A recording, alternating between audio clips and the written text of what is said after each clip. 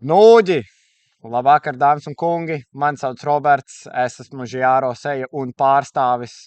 Un, ja tu esi viens no tiem cilvēkiem, kam ikdienā ir vienas un tās pašas smaržas, neatkarīgi no sezonas laikapstākļiem vai varbūt pat tava noskaņojuma, domāju, ka noteikti tev ir vērts ieklausīties tajā, kas man ir sakāms. Tātad vēl baudot pēdējās ziemīgās dienas, ir jau skaidrs, ka tomēr šī sezona mums drīz noslēgsies. Šeit ir pāris no smaržām, kuras es esmu sagatavojis jums kā lai saka, nelielam ieskatam. Pāris no smaržām, kuras varētu lietot ziemas periodā. Principā tā kā sadalot pa lielākām grupām, esmu sagatavojis tādas divas no saldās puses, kas mums ir Azaro The Most Wanted vai YSL La Nuit de l'Homme. Tās ir mums no saldās puses, un tad ir nedaudz, kā lai saka, nopietnākas, varbūt ilgāk noturīgas, kas ir Spice Bomb Extreme no Viktor & Rolf, un tad jau kaut kas dārgāks, kaut kāda mums luksus smaržas, Zeržov, More Than Words.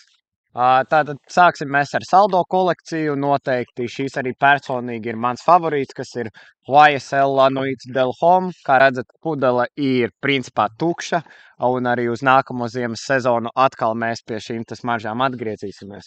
Tātad, principā, sākumā viņš uzpūšot ir jūtams šis kā es to nosauku par salīdzinoši tādu asu un vieglu saldu koku, jo šajās smaržu sastāvā ir tieši cedarkoks, lavanda un bergamots, kas rada šo saldo noskaņu, un tad attiecīgi mums ir ķimenes, kas rada šo nedaudz aso noskaņu. Un tad nosēžoties šīs smaržas, šis koks tieši mums izslēdzās ārā un parādās tieši vairāk šī lavanda un ķimenes, un beigās veidojas ļoti tāda garšīga un salda smarža.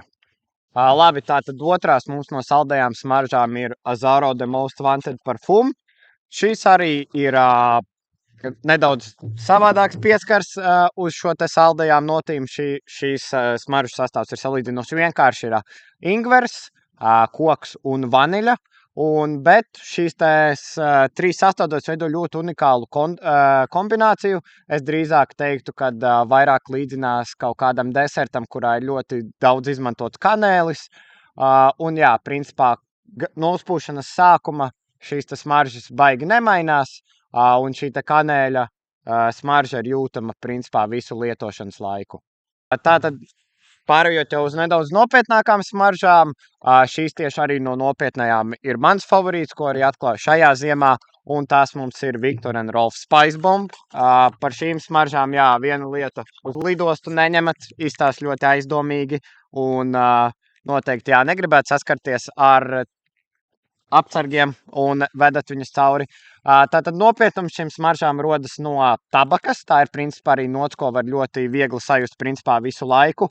Ir arī nedaudz kanēlis šeit jūtams, bet principā šīs smaržas unikalitāte veido tieši šīs tabakas un vaniļas kombinācija, kas veido tādu izsmalcinātu, bet arī nedaudz saldu noskaņu. Šo ziemas kolekciju noslēgsim mēs ar vienīgajām luksus smaržām, kas ir Zeržov More Than Words.